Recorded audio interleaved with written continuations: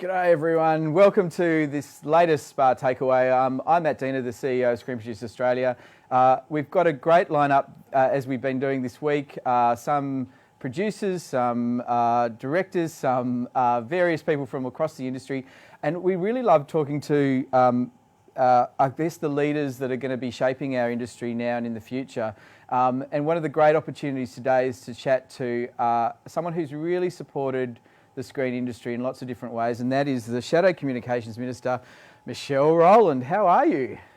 I'm great, thanks. How are you, Matt? Really well. I'm really delighted. I always get excited when I get a chance just before we go live with these videos to see someone in their situ, because this human contact we're not receiving at the moment, and then going, oh, how are you? What's going on?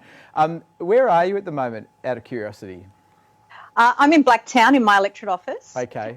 We've got a roster system, so there's only 2 other people in the office today, and we're all required to keep our distance from one another. Mm-hmm. Yeah, so I'm coming to you live, looking a bit Newtown, but coming to you live from Blacktown. I don't think I've ever seen you wear a beanie. I felt like it looked, well, a hat. I don't know if you call it a bee hat or a hat beanie. It's wonderful, but I also reflected a little bit of the cold. I've been saying to rug up a bit, and I can tell when winter starts hitting. And it's kind of nice because you get the change of season. But anyway, you looked very rugged up, so that's good. And you're surrounded by a reasonable amount of colour. I was going, yeah, they're kind of fun pillows too. They're Aldi. Segor.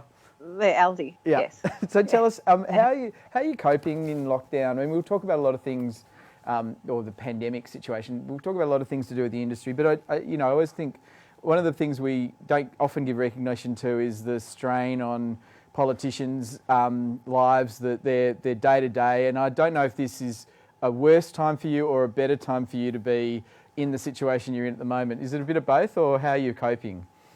It's a bit of both, and it's really different. I am really enjoying having that flexibility of work that is not frowned on, and in fact it's welcomed, because when you do work from home, like even the 2 times I've been on maternity leave, you feel this tremendous guilt to, like, as if you're not working, you're at home. Now that everyone's at home and everyone is actually being productive, it sort of validates being able to have this work-life balance. I was wondering, because I got sick of talking about work-life balance, and I was actually wondering, when was something going to happen? Was it going to be a legislative change? But I actually think that what COVID has forced us to do is actually quite beneficial in terms of that work-life balance. I mean, my husband's, he's a partner in a law firm in the city, so he commutes around 2 hours a day, so he's saving 10 hours a week. He's billing it all, just note to Cause Chambers Westgar. Reassuring. He's billing it all. But I think the hardest bit has been on my 8-year-old who's doing distance learning, and she'll be going back in less than 2 weeks, I think. But it's just the lack of contact with her friends that I think's really hit her. My 3-year-old, we didn't stop sending her to preschool, and there was a point there where she was the only person at preschool. No, really? But we figured it was weird. That would be weirder than being at home, maybe. I don't know. Her speech, her confidence, she has just blossomed. So there's been some unexpected consequences there. My dad doesn't live too far away, but he's 88, so he went into lockdown pretty early. So he's going into, I think, week 8. But again, it means, like, I'm doing his shopping for him, dropping food around to him in a hazmat suit. But again, it means that I'm talking to my dad more than I did before. And I think it has brought a lot of people closer together. And it's been, Matt, a real roller coaster, I think, for a lot of people. Like, initially, there was this real lack of information, but then it shifted very quickly to too much information. Yes. Now it's shifted to people just want to get on with making money, trying to get their businesses in shape. I was down at a shopping centre on my way here. I do this little thing where I'm sponsoring a couple of $100 at different cafes for health workers or teachers or retail employees. Nice. So you drop and some money behind for another person to get a coffee. Is that the sort of thinking? Yeah. That's right. I just put a couple of $100 down and say, and you don't ask for ID or anything, but people are saying, business is down. I mean, so for the problem with some of these smaller ones is their businesses didn't completely go off a cliff, but they haven't qualified for some of the incentive and other assistance payments. So, yes. That's going to be one of the interesting things coming out of this, like who missed out, who actually came out ahead. Yes, and I mean, I think the hospitality and the arts and creative industries have probably been in the same boat because there's a lot of businesses. I don't know if it's exactly the same, but that's been the discussion. It's in the radio discussions today, and certainly we've been amplifying or trying to amplify the message that depending on the nature of the workforce and whether the casual nature of a lot of people and the fact that people go from gig to gig and aren't necessarily in full-time employment, it's left a lot of gaps that I think we've been concerned about. I know you've been concerned about. So we're sort of trying to see whether there's opportunities to expand definitions, and I think they've covered some things, but I think you're right. There's going to have to be a bit of a mop-up to work out the damage, right? Yes. And I don't know that anyone knows what that looks like because I'm looking around these areas in which I work and operate, and you can see that there are places that are closed down, but you just don't know whether they're going to ever turn the lights back on, which has got to be heartbreaking. And for your local electorate, is there particular concerns you've got in there? I don't know the mix of businesses particularly that are operating for you, but what's been the concern you've got for your local electorate mostly? Well, some of the biggest employers are actually the clubs. Right. So the workers' clubs, the tradies' clubs, they're the biggest employers. So they're all shut at the moment. They're looking at a plan to open them up again. But I think the club sector has been, they had to respond quickly. I think they were very organised. But and I think when they open again, they'll have clientele again. But the real concern for me at the moment is some of the family-run long day centres and childcare centres. Like the free childcare package isn't so free as it sounds. Like some of them have really, they've really taken a financial hit as a result of it and the way the payment system works. Look, a lot of reception centres and venues and smaller independent travel agents, right? They've really been hit hard because even before it, I would talk to some of them and they said the only thing keeping us in business now is the cruise industry. Oh, really? Which isn't really looking in existence and doesn't look like coming back anytime soon. So, have you been inundated with those calls? Is that what's kind of going on from those businesses into the office, or is it how are you getting your information at the moment from the electorate? People are giving feedback electronically more than anything. But our biggest sources of constituent work have been people stuck overseas still. India is one of the biggest, right. But a couple of flights are coming in this week, so that should come down a bit. Initially, people who were applying for and dealing with Centrelink for the very first time, like our phones were ringing off the hook. People just didn't know what to do. It's so desperate, isn't it, when they're being put through the... Look, it's a system that probably wasn't built to cope at the best of times and at the moment, and it's been flooded with the need for a really responsive process, and it really isn't that at the moment, right, for a lot of people. That's right, that's right. But there's also some businesses that were probably doing it tough to start with, and again, a lot of these are in hospitality. It breaks your heart, people who detail the story about, I retired, I put all my money into these 2 cafes. I was already, borderline. I just can't see myself opening up again. So I think there's going to be quite a few that don't come back.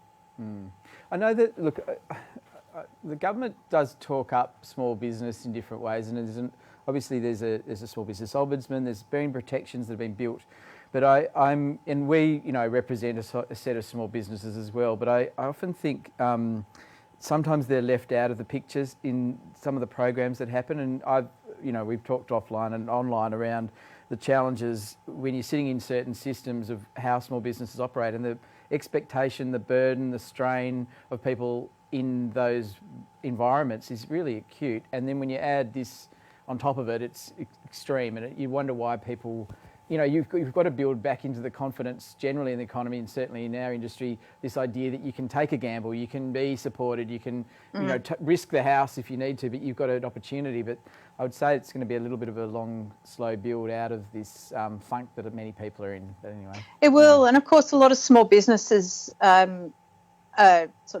they're sole traders, but they're startups as well. The startup sector, just from everything I'm hearing, has just been decimated. Well, let's go from your electorate into the portfolio, because you look after a lot of different things. You've got telcos, you've got broadcasters, you've got the startup world. Do you want to talk about how you feel the portfolio has been affected, particularly that you're looking after? Well, on the telco side, again, there were problems, I think, initially, and some of those problems were happening just with the scale of people making voice calls. There are a lot of people who are on hold. There were a lot of call centres overseas that had closed down, so they had to be moved onshore. So people were finding it hard just to get through on voice calls. For a little while they're dealing with the congestion. But telco networks are about managing congestion, so engineers will find a way to solve things, and they did. I was one of those people who I actually pushed back on this notion that the NBN will just collapse. The NBN is a predominantly fixed line network, and we even saw coming from Europe, just because a lot more people were working and studying from home, that peak was never going to surpass the evening peak, and that evening peak is still there. So the evening peak is almost built the expectation of the amount of content with streaming, and right or wrong, but so it was never going to be worse than that. Precisely. So I wrote an opinion piece that some of your members might have seen, just saying, look, the NBN's not about to implode. We need some perspective grounded in fact. So I thought it was important to get that out there. And then when you move to sort of what would mainly concern SPA members, issues around Australian content. There's issues around regional news, around the Google and Facebook, the code with the commercial code. All of those things have sort of been bubbling along, and there have been announcements, but quite frankly, not a great deal of progress. So there is a bit of a sense of all these issues that have been bubbling away for 6 or 7 years. We're now at the point where the regulatory to-do list is a mile long. Yes. Really just getting started on them now, for example, with the content review is, it's certainly not a flying start. No, and look, it worries me. I mean, I don't want to be in any way, we'll go into it, but it worries me the backlog when, you're in Parliament, how certain things work. You've got to have this pressure constantly to get the work done through the system of Parliament, and you've now got a backlog in a portfolio, probably you'd say, and we would say, and you've also now got the whole of the rest of the economy needing to kind of probably do things through Parliament. So it's almost like this funnel, and how are we going to progress certain things? I don't know. It's a bit like the airlines, how they're going to get all the planes off at the right moment. I go, how is that going to work, and how much delay are we going to be in? Yeah, and also, there's always a tension between what is the most important thing. Is the most important thing getting small businesses, back up and running, retail up and running, or is the most important thing having some sort of long-term plan or vision, or is the most important thing to stimulate the construction sector?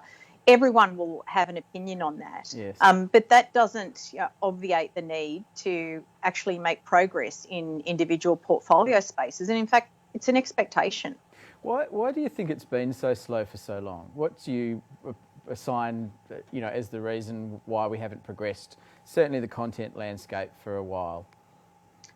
Well, look, I just want to, I'll talk in terms of facts here. Yep. There wasn't a lot done in the last Parliament.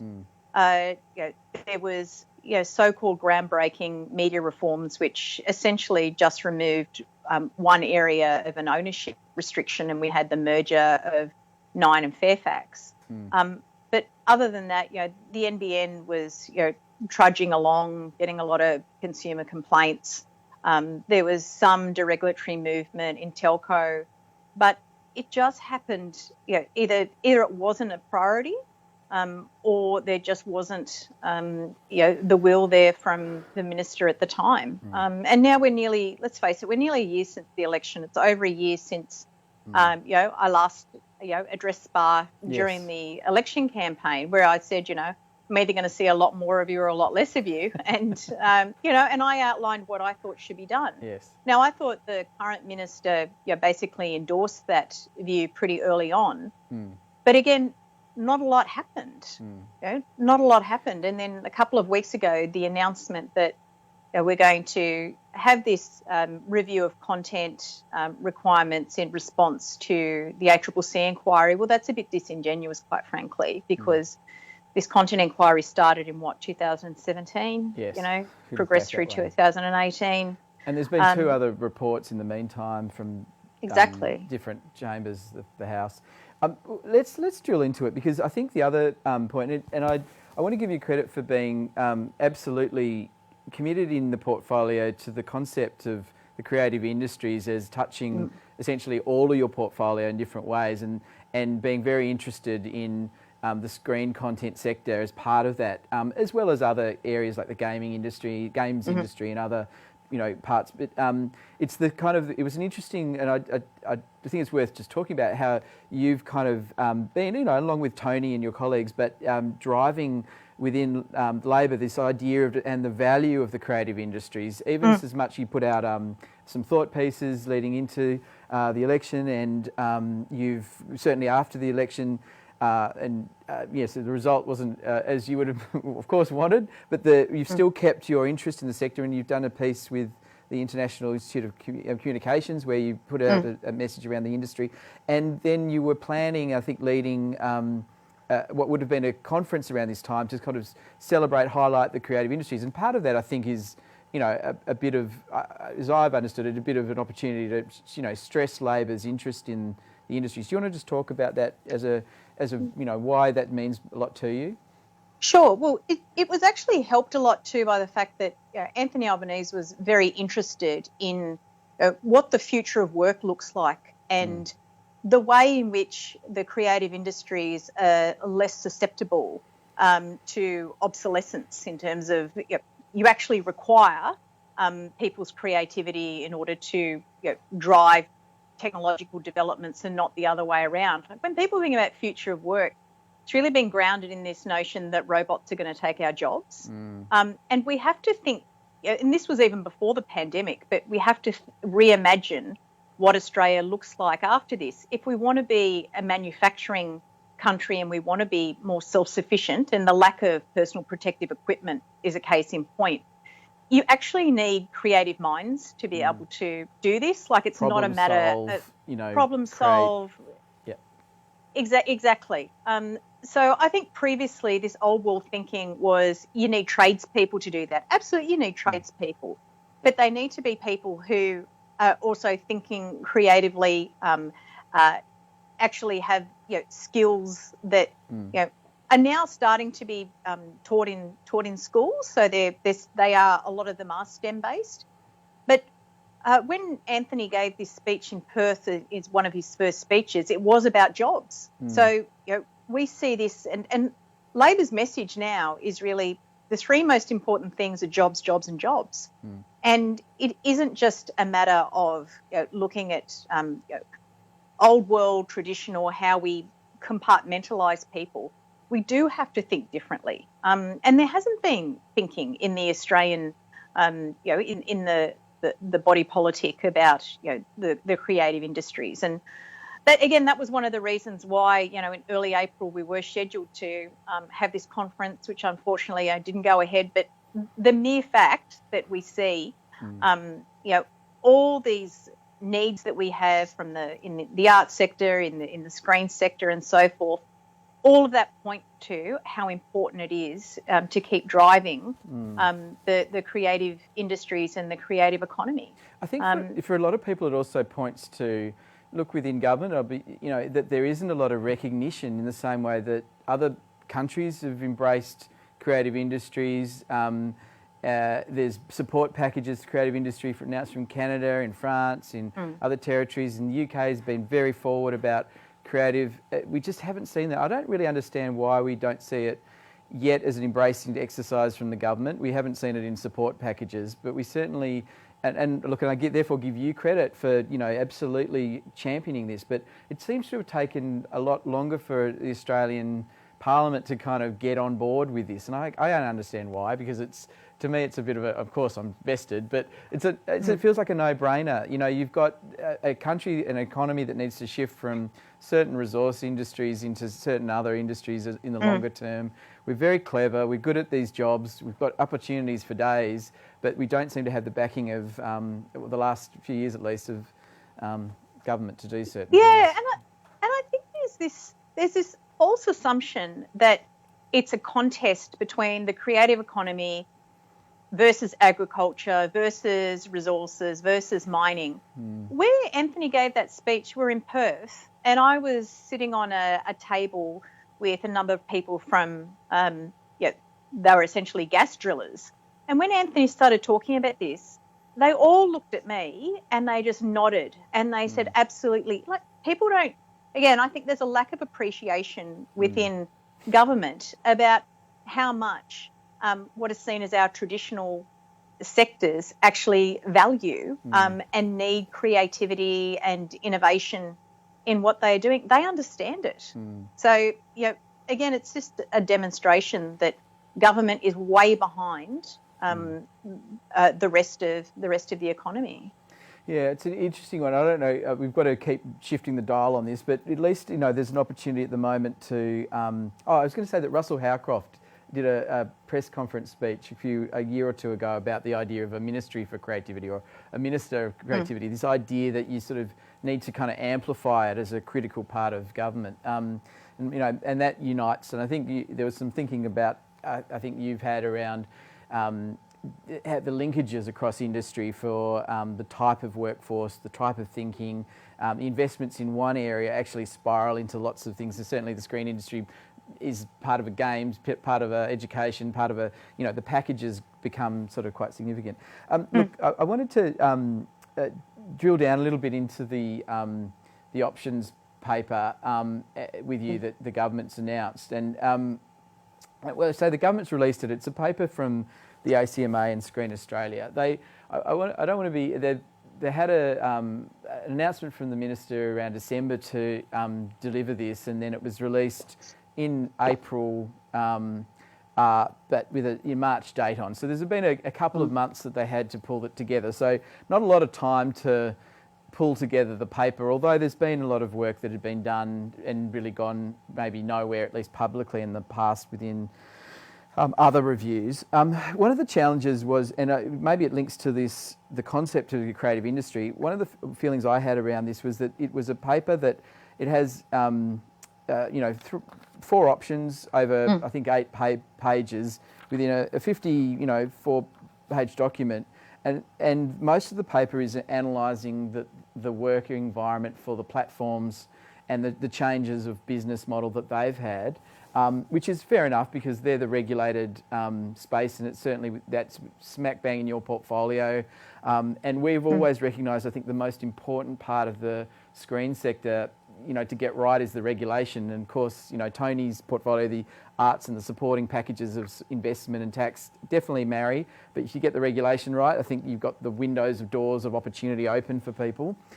It didn't have much analysis, if any, really around the creative industry itself as a sort of small businesses, how you make content. So we were sort of a little bit disappointed by that, because I think that was sort of where, certainly in your pieces, you were looking at how we drive the export of the sector, how we think about the business opportunities and all of those things. So look, that's my diatribe to start with, but what are your thoughts around the actual paper as a starting point, and maybe any of the options that are in there? Yeah, sure. Well, at a high level, I thought it was a reasonably sort of, if I can summarise it, as like a generic distillation of some of the issues that are around there. And that's been released for a 2-month consultation period. I think this could have been done a lot sooner, with no disrespect to the authors. But our approach, again, that I articulated a year ago is pretty much aligned with option 3, making it significant. Yeah, let's talk about what you did a year ago, because we've missed a beat. Because your suggestion leading into government was that you would set up a high-level task force to sort of collect together what was done and then start to engage with the industry. To complete it. Yeah. Yes, to basically complete the review, because where we were, I think we had broadcasters in one corner, producers and the creatives in another corner. We needed to bring this together. And the central thesis that I had was, if you are of scale, you need to be brought into the tent to be regulated. Now, what form of regulation that was, again, that is up to whoever brings this together. We could find an eminent person to gather all this and finish it. But to give certainty to the sector, because a year ago, uncertainty was the key word we were hearing, and I think that uncertainty is still there, and that's been compounded, amplified for different reasons. Yes, but there does need to be that certainty, and I even talked about the telcos. Like we had major telcos saying our future is in video. If your future is in video, then you're part of the sector. Yes. Over the top providers, you are part of the sector. So everyone needs to make a contribution. What form that ends up being, and again, some of this was again taken quite out of context with the notion that you just want to regulate everyone with the same quotas and the same old worlds. It's absolutely not what was articulated at all. It was, whatever it is, everyone is going to be treated equally, and you come back to the principle for doing that, and that's because Australians do value Australian voices. The broadcasters have always been, and the success of Australian stories has always been tied to the success of the broadcasters, so we want everyone to succeed. Yes. I think everyone wants everyone to succeed, don't they? I mean, that's part of the goal. But you really, because it's such an integrated part of government policy and levers and complicated, you've really got to have good minds focused on it to be able to deliver that. And that's where I think we were struggling with how little work had been done, and now we've got an opportunity, I guess. But yeah, sorry, as you were saying, I've interrupted you. No. I think that the level of frustration, I don't think is, that certainly hasn't dissipated. I think there is, there still is really no clear direction. I mean, we've got an options paper, but just what I've been told on the side, like we didn't need an options paper to tell us that these were some of the issues. And there does also, I think parliamentarians lose sight sometimes of submission fatigue that people have. Like there've been that many inquiries conducted either by regulators, by government, by parliamentary committees at the moment. They've just piled up. Yes. And I think there really is a sense of fatigue now and time to make a decision that's in the best interests of the sector as a whole. One of the things that we're working on is sort of, and I think this was missing from the paper, but what's lacking at the moment are these sort of guiding principles around what it is that government wants from the sector or from Australian content. I'd say they may be inferred, but that's something we're thinking about. And I take your point a little bit about the fatigue and stress in the sector. And what you really want out of this is something the day it gets introduced, the next day you got everyone lobbying to change it. You need something that's going to stand at least a period of time that's flexible. But the challenge, of course, is the system's trying to solve lots of problems as it currently is built.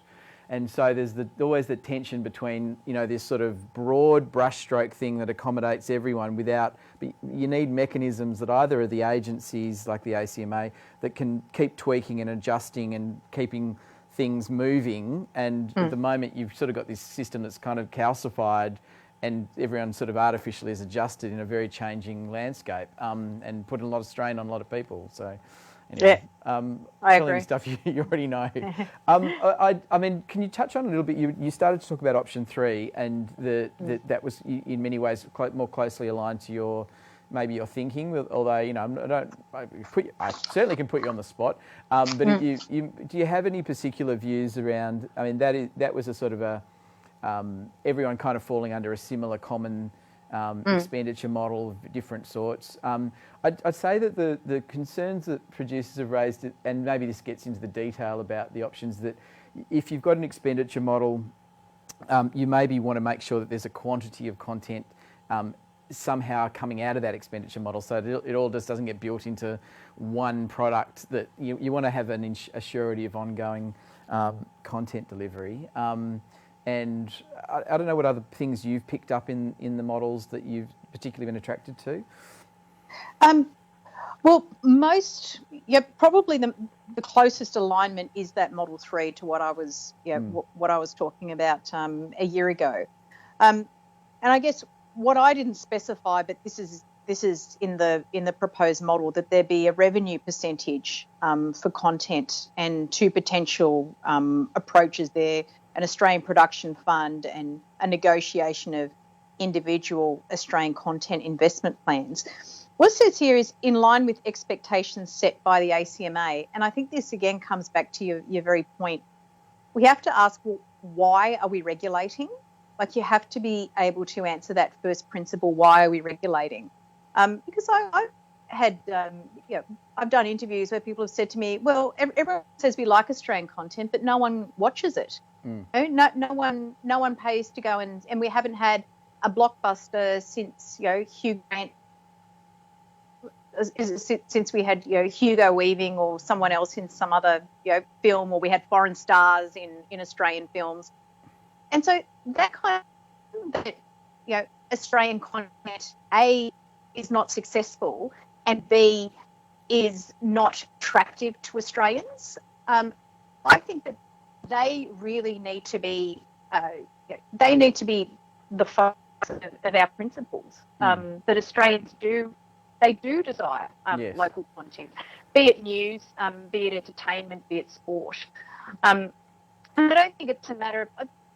One of the other problems I think has been there over the past couple of years is this focus on Australia's film sector is successful when we have big international films and we have big stars coming to Australia. You try and get between a politician and a film set, with a star. Good luck, But what is not appreciated is that it's so much more than that. We've got productions happening right now, and I know for a fact being done out of garages in suburban Sydney. Yes. Like, we are still producing. Australians are amazing. Like, yes. They're still producing content even now. And only recently, you saw the announcement that Neighbours was going to go into production again. I think it's week 2 or 3 for Neighbours. Yeah, I mean, it's worth chatting about those two areas, because the only time I've really heard people argue to say that Australians aren't watching content are from the platforms that are regulated to deliver Australian content, or potentially might be regulated. So I only ever see it as a defensive strategy, or as a way of trying to argue to take the shackles off my business argument, sort of thing. Funny that. It's an obvious thing, because anyone who's regulated doesn't want to be regulated. Anyone who isn't regulated and is about to be regulated is, of course, resisting that. But the baseline of all the evidence is that Australians' well-made quality content resonates always with Australians, well and truly above all the other content. In fact, in this environment, it gels more with your sense of who you are, and the type of things we're all watching now. So that's the facts. It is, and it's there in the data of any broadcasting data. But I think that you're right about one of the.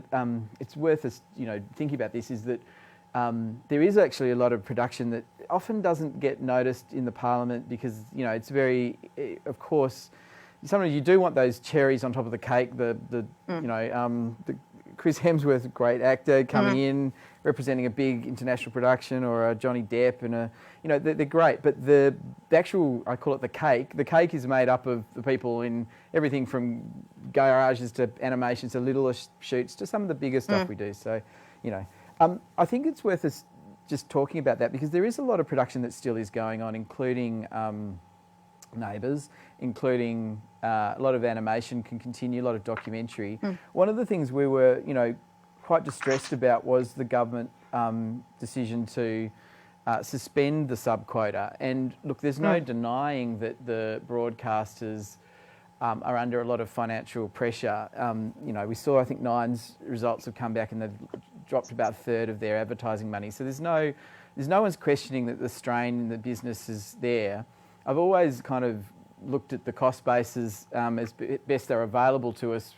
I think the ACMA has stopped collecting any of the broadcasting financial results around 2016. So we can only look back at the picture a few years ago, which is another problem we have, and we need, I think, a better data assessment for everyone to be able to look at things. But, I think the cost base of something like children's content is very small. I get that there's opportunity costs and other issues around investing in certain pieces of content, but look, the reality of the big costs are sport, and it's also the big return. So I get why broadcasters focus on these things. But the government's decision to suspend the quotas in the absence of, either a transition policy or something that was there when a sector's been damaged by already shutting down productions in a significant way, and in the absence of government support that was necessarily flowing through the JobKeeper program and any other fund that may be established, which we may see or may not, and have this announcement come through was a bit of a body blow. Then everyone felt that viscerally, because then it's about the lights of opportunities being dimmed and switched off. And if you're a small business, you're building all that stress and energy into a production and making sure that it can rise above and be there. And of course, if the commissioning stops and the broadcasters are walking away without other opportunities, and especially given there's so many pieces of content that can continue, there was a lot of reaction to that. What was your thoughts? Yeah, well, I've requested a briefing. I'm still waiting for that to come through, but I do think there's a number of outstanding questions. And when I saw the word, suspended or suspension, as a parliamentarian and as a lawyer, you go through and you try to find out, well, what's the legislative or regulatory basis for this? And interestingly, the minister actually said, as an emergency red tape reduction measure, I have suspended the content requirements. But when you go to the ACMA page, it makes no reference to like a ministerial direction or any request from the minister. It says the authority has agreed independently at an authority meeting to, which must mean decided at a meeting, to exercise forbearance. Right. So, on one level, like if there was suspension rather than forbearance, like, is that an appropriate or a proportionate regulatory response? These are some of the questions, I think need to get asked. Like, was the sector consulted? Was it necessary or proportionate? How does the regulator calculate or assess compliance in view of a suspension? So I actually just think this has created a great deal of uncertainty as to, well, what exactly was done? Like, if I can't figure out the legal basis of this, then, how can the sector operate with that level of certainty? Because, I know it might sound like I'm splitting hairs, but suspension and forbearance aren't necessarily the same thing, and they can lead to different behaviours, different outcomes, and different expectations. We've been in the public record about our concerns that suspension says you don't need to do anything and you can lock up your content, which, to give credit to the broadcasters, for the most part, they haven't done that. They've kept releasing the content that's on the library shelves, effectively ready to go. So I tip my hat to that, but it sounded an alarm bell. I think we've seen the kids' content switch off on at least one broadcaster when they don't need to do that. And it was like, okay. And so what does that stimulate? And we had always said publicly, privately, that forbearance in a situation where content can't be supplied is the right answer. So maybe the ACMA's, this is what's happening by default, but I've been left a little confused, to be true. Yeah. Well, if I manage to get a briefing on this, I'll let you know where I get with some of those questions. Yeah. All right. And look, we're talking, of course, the government, our sort of thoughts around this has been that, yes, if there's situations at the moment where, the broadcasters are under certain strain, yes, I think that the sector collectively was like, well, yeah, maybe you relieve licence fees and you do these things and you take pressure off. And if you need to stimulate some of the content to get made that can get made more, great. Let's think about those things. That's going to keep people in jobs. It's going to keep them in, because I don't think the human cost of this, and I try not to talk about it too much because I get emotional talking about it, but the human cost to people having these dreams or the jobs or the opportunity, it's always a risky business anyway, running a small business. It's a risky business being in the creative industry. It's a risky business when you've got so much imbalance in competition and opportunity.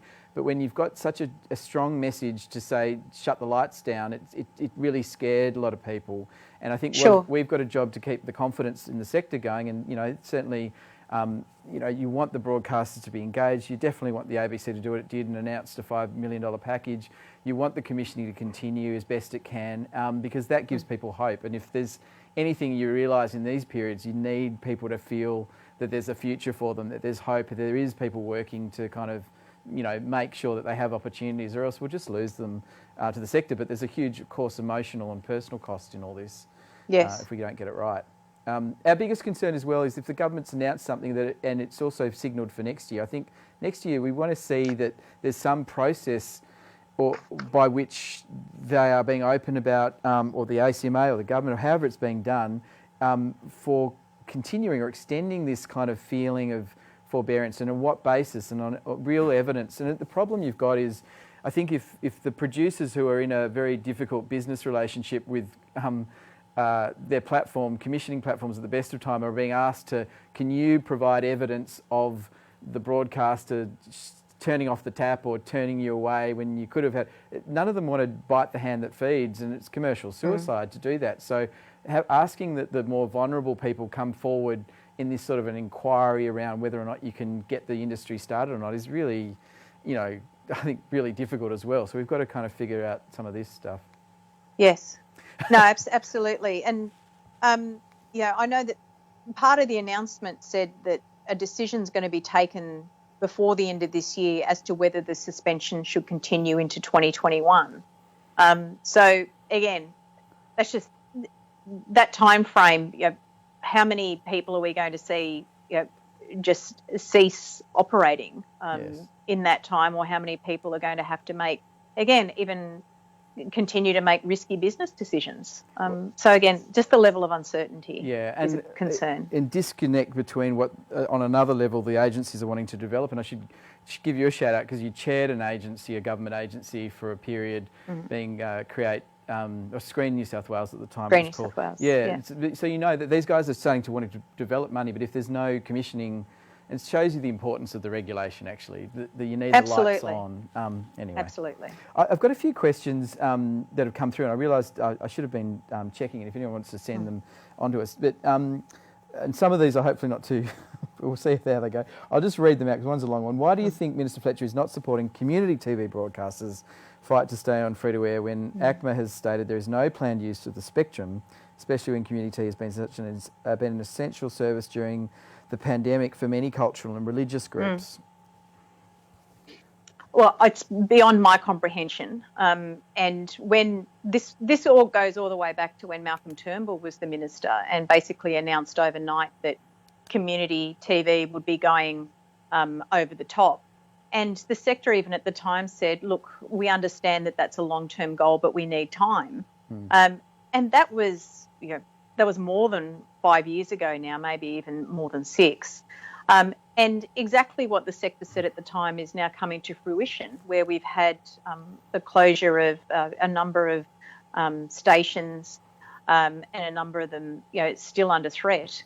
But there is, exactly as I put in the letter to the minister, there is nothing being done or planned to be done with this spectrum at the moment. Yes, we recognise it's a scarce resource. It's used but not consumed. It's very valuable, but it is being used for a valuable purpose right now. So, again, I can only put this down to this is continuing to defend government policy from several parliaments ago now without a long-term plan for where community TV fits in the ecosystem.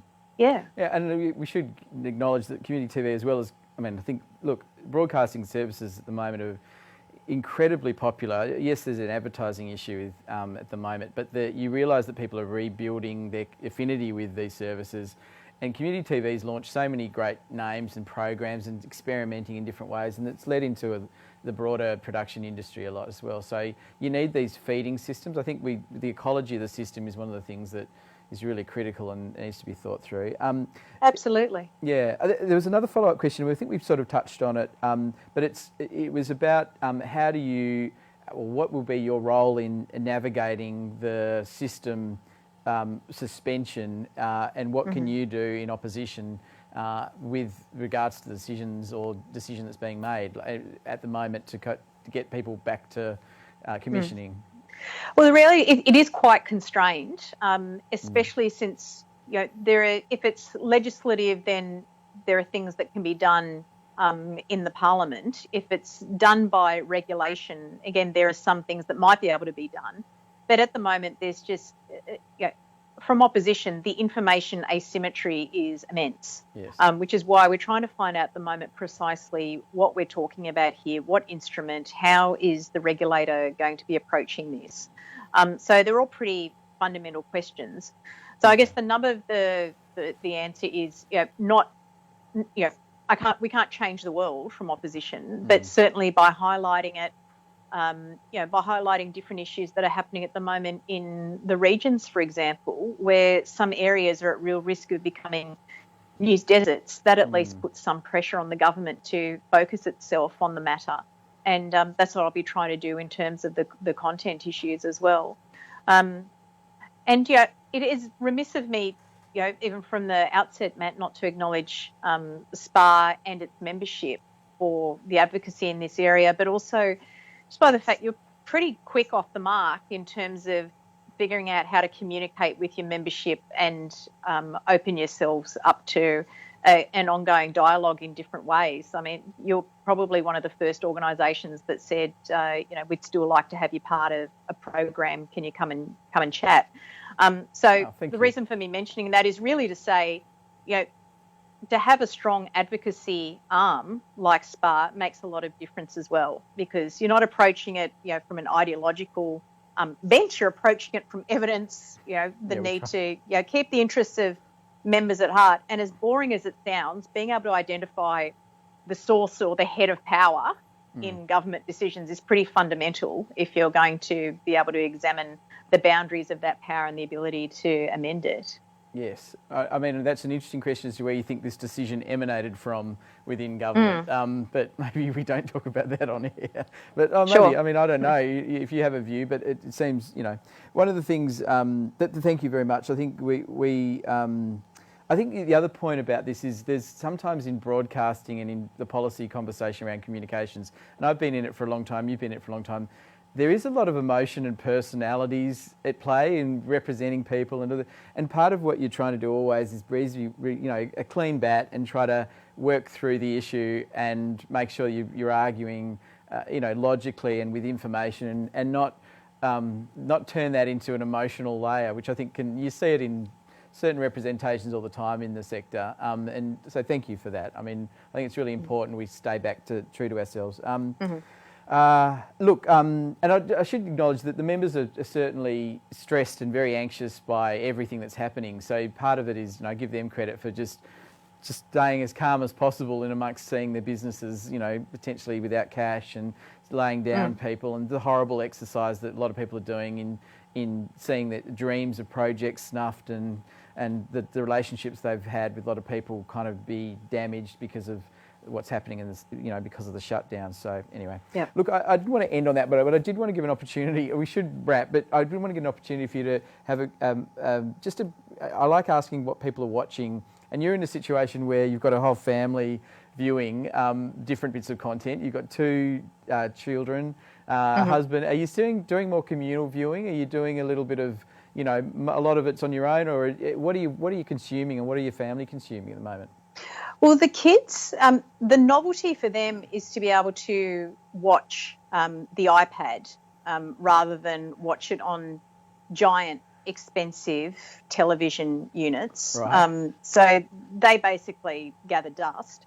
But they are watching a lot of Bluey at the moment, to the extent that if there's anyone out there interested, we've even written our own script for Bluey. This episode of Bluey is called COVID.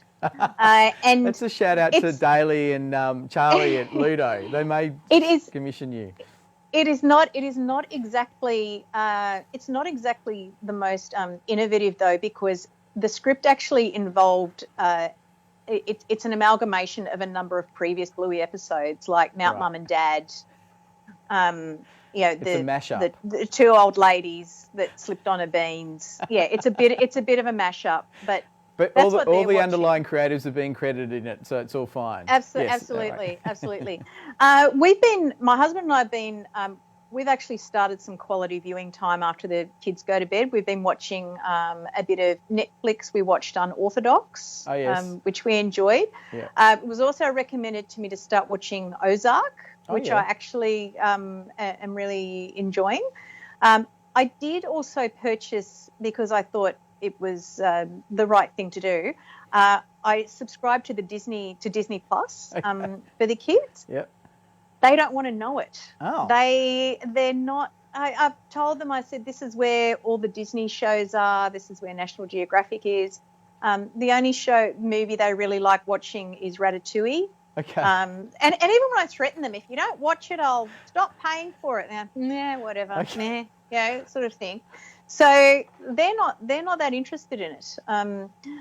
Wait until they are commissioning Australian content on that service. That may be the exact thing that will attract the children. It probably will, because they actually really like.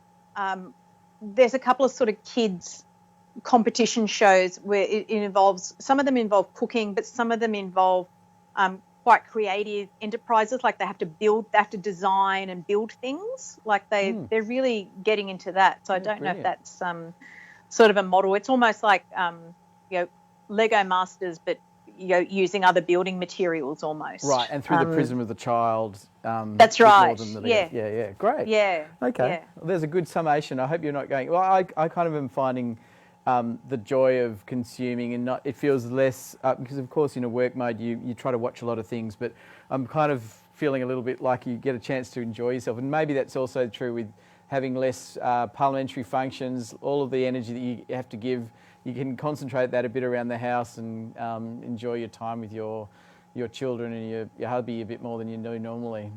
Well, those of your members who are on Instagram will see that my baking has taken a new level as well. So it's all going Brilliant. well. Well, until I get to see you in person and share some of that joy, and let me check that there's nothing else. Oh, we better go. It's been a long chat. I look forward to your baking if we ever get a chance. But look, Michelle, thank you so much for the long chat, and I think we touched on a lot of different things, and I do want to circle back to the great support and the thinking that you've given and your office has given, but the whole party's given to the future of the creative industries and the critical nature within the economy that we sit.